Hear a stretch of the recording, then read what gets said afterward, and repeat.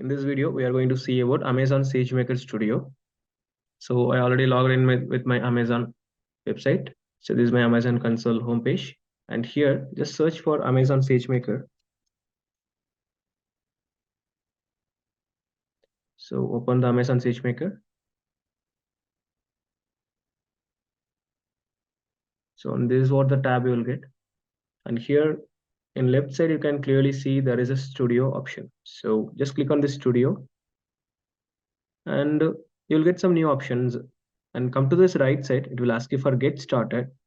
So there is a profile that I already created. So the domain and profile you have to create before entering into the studio. So this is must, and I already created. So I am going to click on this Open Studio to open my SageMaker Studio. So it's loading. It will take few minutes to load.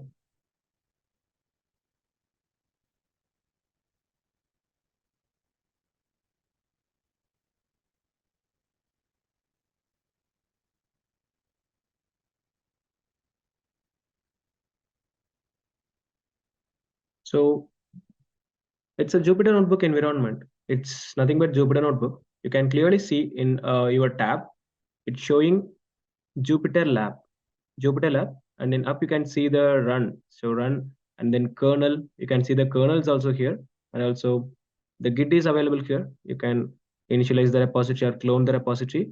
And this is the homepage of your Amazon SageMaker Studio. And here you can create a project and then train the model. Also, you can deploy the model here. So there is some options like launchers. You can create a launcher to create your notebooks, and then you can see preparing the data, and then you can able to build, train, and tune the model.